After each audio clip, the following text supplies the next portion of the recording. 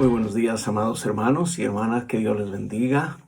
Es un placer, es una bendición, es un privilegio, es un gozo compartir con ustedes la santa y bendita palabra de Dios. El tema para hoy es adorado y adoradores. Y se encuentra nuestro texto base para esto, está en el Salmo capítulo 24, versículos del 1 al 6, y dice así la palabra de Dios. De Jehová es la tierra y su plenitud, el mundo y los que en él habitan, porque él la fundó sobre los mares y la firmó sobre los ríos. ¿Quién subirá al monte de Jehová y quién estará en su lugar santo? El limpio de manos y puro de corazón, el que no ha elevado su alma a cosas vanas, ni jurado con engaño.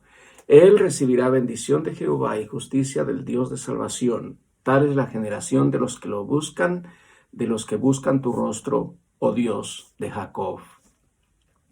A modo de contexto, en esta parte introductoria quiero señalar algunos aspectos generales. En primer lugar, este Salmo 24 está en relación con el Salmo 23, el Salmo del Buen Pastor, y con el Salmo 22, que habla de un grito de angustia y un canto de alabanza. Es un salmo mesiánico referido al Señor Jesucristo. Se cree que este Salmo 24 puede haber sido escrito para la ocasión cuando el arca de la alianza fue traída al tabernáculo preparado para ella en el monte de Sión. Este hecho es narrado en Primera de Crónicas, capítulo 13, versículos del 1 al 14. Después de esto vemos que David llevó el arca a Jerusalén, y eso está narrado en el capítulo 15, y ningún otro salmo como el 24 tiene mayor relación con esta circunstancia histórica conocida. Dicho esto, y entrando ya en el cuerpo del sermón, quiero destacar 3 puntos principales de este salmo. El primero tiene que ver con quién es adorado, o sea, el objeto de nuestra adoración. Y cuando digo objeto, no me refiero a una cosa, sino a quién adoramos. Y en segundo lugar, tiene que ver con los adoradores. Y en este tercer punto veremos los beneficios de los adoradores. Así que recordemos 3 palabras claves para esta predicación. 1, el que es adorado. 2, los adoradores. Y 3, los beneficios. Y ahora veamos cada uno de estos puntos. En primer lugar, el adorado. Pero antes de referirme al adorado, la pregunta es, ¿qué significa adorar? A la luz del idioma hebreo, adorar, significa inclinarse, significa postrarse. Hay unas 170 veces en el Antiguo Testamento, y lo encontramos por primera vez en Génesis capítulo 18, versículo 2, en donde Abraham, nos dice la Escritura, que se postró en tierra delante de los 3 mensajeros que le anunciaron que Sara tendría un hijo. ¿Y quién es el adorado? No puede ser ningún otro sino solo Dios. Dicha adoración principia en el reconocimiento de quién es Dios. Dicha adoración, para el salmista, Dios es el dueño de todo. Así comienza su expresión de adoración, reconociendo que Dios es dueño de todo. Y esto es verdad, ¿no es verdad? Perdón, la redundancia. Claro, la tierra y su plenitud, dice la Biblia, el mundo y los que en él habitan le pertenecen a Dios, porque él la fundó sobre los mares y la afirmó sobre los ríos. Esta es una manera poética de referirse al acto de la creación de Dios. Se destacan, pues, en estos primeros versículos ciertas palabras claves, como que Dios es dueño, como que Dios es fundador, como que Dios es creador, y Él es el único Dios. Los agnósticos ateos se pueden reír de esto, pero el salmista estaba seguro, como lo estamos nosotros, de que Dios es dueño de todo. Se destacan en estos 2 versículos 2 derechos divinos.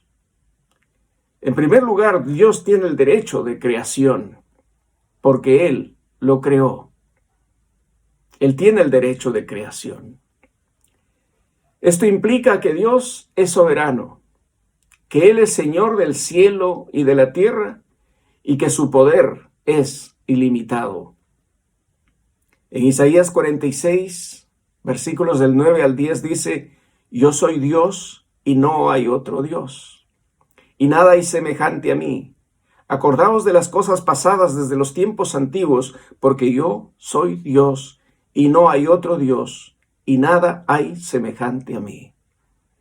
Esto lo recordaba Dios al pueblo de Israel, a ese pueblo que había salido de la esclavitud egipcia, a ese pueblo que estaba propenso de ir hacia otros dioses, de caer en la idolatría. Dios le está diciendo una y muchas veces: yo soy el único Dios y no hay otro Dios semejante a mí. El versículo 10 dice que anuncio lo por venir desde el principio y desde la antigüedad, lo que aún no era hecho, que digo, mi consejo permanecerá y haré todo lo que yo quiero. Esto tiene que ver con la soberanía de Dios. Él es eterno, Él es omnisciente, omnipotente, inmutable, y Él hace lo que quiere. En Isaías 6, del 1 al 3 dice: en el año que murió el rey Usías, vio al Señor sentado sobre su trono. Y esto es una visión que tiene Isaías, la visión de Isaías cuando él ve a Dios. Dice el versículo 2, dice: por encima de él, ¿no? Pero antes dice: yo vi sentado al Señor sobre su trono alto y sublime, y sus faldas llenaban el templo, y por encima de él había serafines, o sea, ángeles. Cada uno tenía 6 alas. Con 2 cubrían sus rostros, con 2 cubrían sus pies, y con 2 volaban. Y el uno al otro daba voces diciendo: santo, santo, santo, Jehová de los ejércitos, toda la tierra está llena de su gloria. Y en Colosenses capítulo 1, versículos del 16 al 17 leemos: porque en él, ese pronombre personal, él es Jesucristo, fueron creadas todas las cosas, las que hay en los cielos y las que hay en la tierra, visibles e invisibles, sean tronos, sean dominios, sean principados, sean potestades. Todo fue creado por medio de él y para él. Pero además de que Dios tiene el derecho de creación, amados hermanos, también Dios tiene el derecho de redención. En Romanos capítulo 14, versículos del 8 al 9 dice: pues si vivimos, para el Señor vivimos. Y si morimos, para el Señor morimos.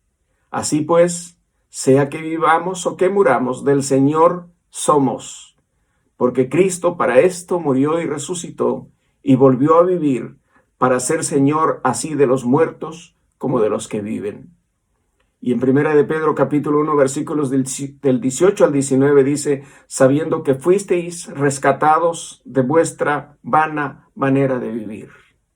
Bueno, de ahí nos rescató el Señor también a nosotros. Dice: la cual recibisteis de vuestros padres, no con cosas corruptibles como oro o plata, sino con la sangre preciosa de Cristo, como de un cordero sin mancha y sin contaminación. Así que la tierra y la plenitud que hay en ella, el mundo y sus habitantes, todo tipo de habitante, entre ellos nosotros, que somos la corona de la creación, le pertenecen a Dios, y le pertenecen a Dios por 2 razones fundamentales: por derecho de creación, porque Él es el creador, y por derecho de redención, porque Él, Dios, a través de su Hijo Jesucristo, nos redime a nosotros de nuestros pecados para convertirnos en sus hijos, en hijos de Dios, herederos de Dios y coherederos con Cristo, dice el apóstol Pablo. Así que, hermanos, estos son suficientes motivos, suficientes fundamentos para adorar a Dios. Por supuesto, la adoración comienza en ese reconocimiento de quién es Dios. Por tanto, tu percepción, tu entendimiento que tienes acerca de Dios, te habilita para adorarlo.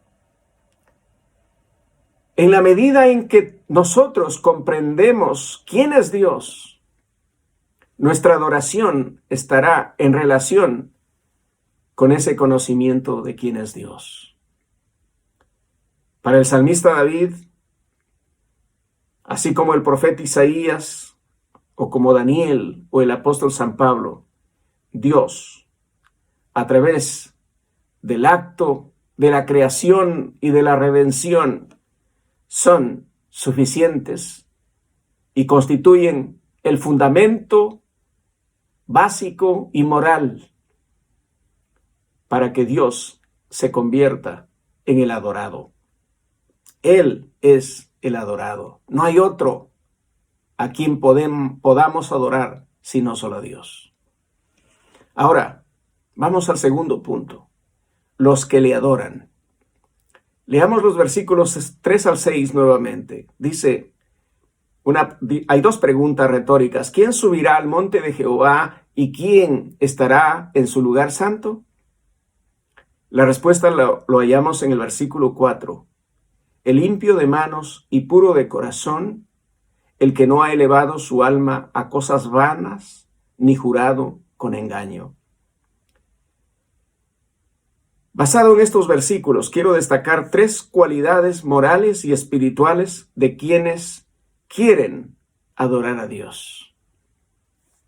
Es decir, que no es solo presentarse de cualquier manera. El acto de adorar a Dios implica estar preparado para adorar.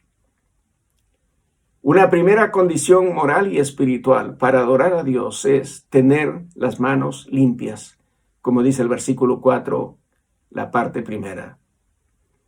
Ahora, ¿qué significa para usted la palabra manos?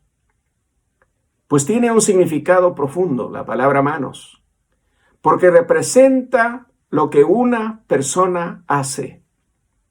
Es decir, manos es igual a actos. Manos es igual a acciones. Y la Biblia habla mucho acerca de las manos. En el Antiguo Testamento hay muchísimas referencias a las manos. Pero la Biblia enseña que no hay ninguna agua, que no hay ningún producto químico que sea capaz de limpiar las manos del pecador. Y quiero que veamos una cita de Jeremías capítulo 2, versículo 22, que dice, aunque te laves con lejía y amontones jabón sobre ti, la mancha de tu pecado permanecerá. Solo la sangre de Cristo, amados hermanos, nos puede limpiar de todo pecado, de toda maldad. En 1 de Juan 1:7 dice, si andamos en luz, como Él está en luz, y tenemos comunión los unos con los otros, la sangre de Jesucristo, su Hijo, nos limpia de todo pecado. Gloria a Dios. Así que la primera condición moral y espiritual para adorar a Dios es tener manos limpias. Manos limpias. La segunda condición o cualidad moral o espiritual para adorar a Dios es que tenemos que tener un corazón puro. Así lo dice la segunda parte del versículo 4. Así como las manos, hermanos, recuerden esto, así como las manos representan lo que una persona hace, es decir, sus hechos, el corazón en este punto representa lo que uno es. Lo que uno es en su esencia, en su carácter, en su personalidad, en esa parte íntima de su corazón. Y por eso es que el salmista David, después de haber cometido el pecado que todos probablemente sabemos, el pecado, el gran pecado de David, ¿no es cierto?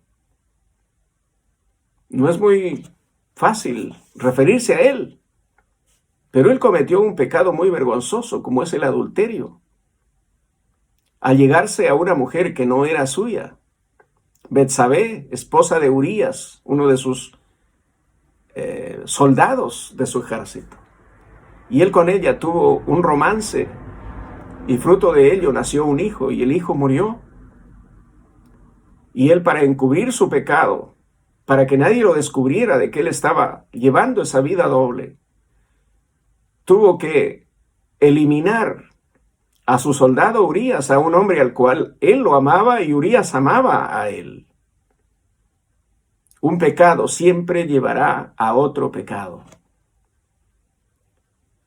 Y David quería adorar a Dios, pero no podía mientras tenía sobre su conciencia que él había derramado sangre, porque él envió a Urías al frente de la batalla con la intención de que él muriera en esa batalla, y así fue. Y David se sentía pésimamente mal. Y por eso en su Salmo capítulo 51, versículos 7 al 10, encontramos el arrepentimiento de David. Y amados hermanos y hermanas, este es el arrepentimiento que Dios espera de todo aquel que ha caído en pecado, de todo aquel que se ha apartado de Dios, de todo aquel que, habiéndole conocido, de repente se apartó de su gracia. Pues esta es la oportunidad. Para convertirnos en verdaderos adoradores, hay que pasar por el Salmo 51. ¿Y qué dice el Salmo 51? Purifícame con hisopo, y seré limpio. Lávame y seré más blanco que la nieve. Hazme oír gozo y alegría, y se recrearán los huesos que has abatido. Sigue diciendo, versículo 9, esconde tu rostro de mis pecados y borra todas mis maldades. Y luego dice, y crea en mí, oh Dios, un corazón limpio y renueva un espíritu recto dentro de mí. Y luego sigue diciendo, y no me eches, no quites de mí tu Santo Espíritu. Vuélveme el gozo de tu salvación. Qué precioso. Y a la luz de la palabra de Dios, a la luz de los escritos sagrados, vemos que ese Dios misericordioso, santo, clemente, paciente, ese Dios que se acuerda que somos polvo, ese Dios que renueva sus misericordias día a día, nos dice la Escritura que David fue perdonado. Y si David fue perdonado, pues Dios también te puede perdonar a ti. Dios te está esperando, hermano. Si tú te has apartado del Señor, tus manos no están limpias, tu corazón no está puro, no puedes adorar a Dios, pero Dios te está esperando para que tú vuelvas a Él y así cual David confieses tu pecado y pidas que limpie tu corazón y tus manos. Por eso Santiago también nos dice en el capítulo 4, versículo 8, acercaos a Dios y Él se acercará a vosotros. Pecadores, limpiad las manos, y vosotros los de doble ánimo. Ustedes que no se deciden, ustedes que tienen esa duda, dice, purificad vuestros corazones. Vean ustedes, en Santiago aparece también la palabra manos y aparece la palabra corazón. Por eso en Mateo capítulo 5, versículo 8, Jesús pronunció en el gran sermón del monte estas palabras: bienaventurados los de limpio corazón, porque ellos verán a Dios. Pero ¿quién podrá limpiar nuestro corazón? Solo Dios, a través del sacrificio de Cristo en la cruz, es la base para nuestra salvación, para nuestra limpieza, una limpieza que es obrada por el Espíritu Santo. Una tercera condición moral y espiritual es, dice, el que no ha elevado su alma a cosas vanas ni jurado con engaño. ¿Qué significa cosas vanas? Un comentarista de nombre Kirkpatrick dice, lo que es transitorio. Cosas vanas, lo que es transitorio. A la luz de Job 15:31. Cosas vanas es algo que es falso y que es irreal. Salmo 12:2. Cosas vanas, lo que es pecaminoso. Isaías capítulo 5, versículo 18. En síntesis, cosas vanas significa todo lo que es opuesto o diferente a la naturaleza y al carácter de Dios. Todo lo que el ser humano coloca en lugar de Dios. Entonces, el verdadero adorador no ha elevado su alma a cosas vanas. Y luego dice, ni ha jurado con engaño. Esto tiene que ver con la veracidad. El adorador tiene que ser una persona veraz. Que su sí sea sí y su no sea no. Veraz. Y dicho esto, vamos a nuestro tercer punto. Las promesas para los adoradores. Hay promesas. Hay promesas para estos adoradores cuyas manos están limpias, cuyo corazón está limpio, cuya alma no se ha elevado a cosas vanas ni ha jurado con engaño. Hay beneficios. ¿Y cuáles son estos beneficios? Versículo 5. Recibirá bendición de Jehová y justicia del Dios de salvación. Dos bendiciones. Bendición de Jehová. Recibirá bendición de Jehová y recibirá justicia del Dios de salvación. Yo estoy desde el año 1974 en las filas del Señor Jesucristo. Y a lo largo de todos estos años, que por la gracia de Dios nunca me aparté de Él, porque Él me sostuvo, Él me guardó, he visto que esos verdaderos adoradores que andan con manos limpias, con corazón puro, que no han elevado su alma a cosas vanas, ni han jurado con engaño. Estas promesas, esta doble promesa de Dios, las he visto cumplidas en aquellas personas, en aquellos hijos de Dios. Bendecidos por Jehová Dios. ¿Y sabe qué? Si Dios le bendice a usted, no hay nadie que lo pueda maldecir. Créalo. Hay gente que anda preocupada que a lo mejor alguien lo ha maldecido. Una vez un creyente abogado, él me decía, pastor, yo sé que me han maldecido porque todo me va mal. Y hay gente que cree eso. Pero saben, hay algunas referencias en la palabra de Dios. Por ejemplo, cuando Balac quería sobornarle a Balaam para que maldijera al pueblo y le quería pagar mucho dinero para maldecir al pueblo, porque Balaam era un profeta que tenía ese poder de maldecir o de bendecir. Y entonces es ahí cuando Balaam le dice, ante la reiterada invitación y pedido y casi acoso, diría yo, de parte de Balac, una palabra tan linda que le dice Balaam, dice, yo no puedo maldecir lo que Dios ha bendecido. Dios ha bendecido a este pueblo de Israel y nadie lo podrá maldecir. Amado hermano y hermana, tú que me estás escuchando hoy, que quizá tienes temor a las maldiciones, pues si Dios te bendice, si Dios bendice tu familia, si Dios bendice tu hogar, nadie tiene poder para maldecirlo. Aleluya, bendito sea Dios. Y encima recibirás la justicia del Dios de salvación. ¿Y cuál es la justicia del Dios de salvación? Es la gracia de Dios sobre tu vida, el perdón de tus pecados, es tu salvación y tu vida eterna y la herencia en la Nueva Jerusalén. Y el versículo 6 termina diciendo, tal es la generación, es decir, tal es la clase de personas que le buscan a Dios, que buscan su rostro, es decir, los verdaderos adoradores.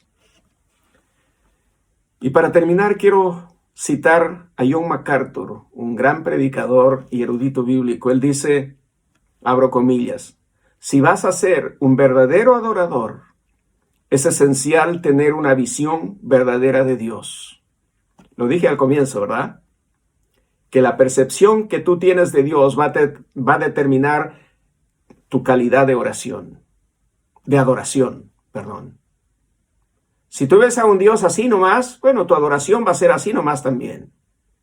Pero si tú tienes una percepción de un Dios, como dice aquí MacArthur, el Dios es espíritu, pero el Dios que es espíritu es santo, santo, santo.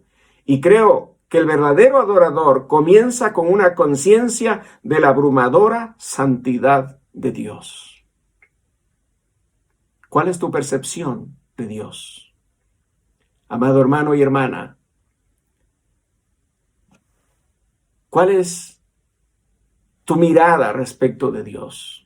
Acuérdate, Isaías en su capítulo 6 llegó, vio la santidad de Dios y entonces lo primero que él dijo es: ¡ay de mí que soy pecador! Vean ustedes, eso no se había dado cuenta antes, hasta que ve la santidad de Dios. El ser humano nunca se podrá dar cuenta de su verdadera dimensión de pecado hasta que no vea la verdadera santidad de Dios. ¿Recuerdan ustedes también cuando el apóstol Pedro, tras un milagro que hace Jesús allá en el mar, él se sorprende y le pide al Señor: por favor, Señor, apártate de mí, que soy pecador? Cuando vemos a Dios, cuando vemos y captamos su santidad, por la guía del Espíritu Santo, solo por una revelación del Espíritu Santo, podemos captar la santidad de Dios. Es entonces cuando nos damos cuenta de nuestra propia falta de santidad. Y eso lo vemos, como ya dije, a Isaías. Esa experiencia lo tuvo Abraham. Esa experiencia lo tuvo Manoa, el padre de Sansón, cuando él, después de haber visto a Dios, le dijo a su esposa: moriremos. Y la pregunta es ¿por qué? Y la respuesta es: porque hemos visto a Dios.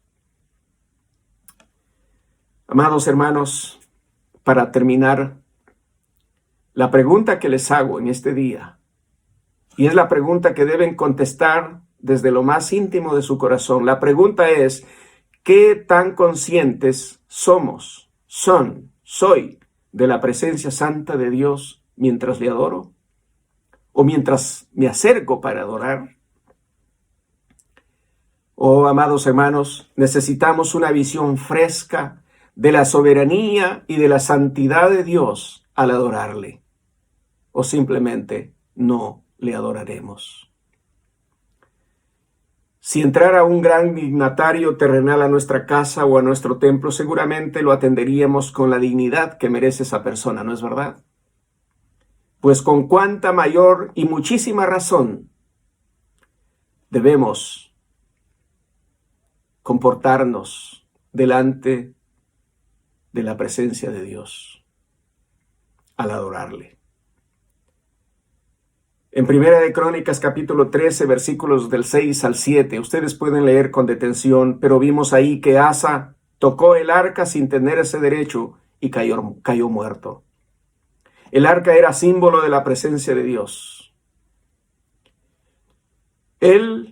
Asa, este personaje, nos dice, y ustedes pueden leer el capítulo 13, mientras trasladaban el arca de la alianza, el arca del pacto, símbolo de la presencia de Dios, dice que los bueyes que estaban llevándolo tropezaron y el arca parecía que se iba a caer. Entonces Asa instintivamente fue y puso sus manos en el arca para evitar que se cayera. O sea, la motivación que él tuvo fue correcta.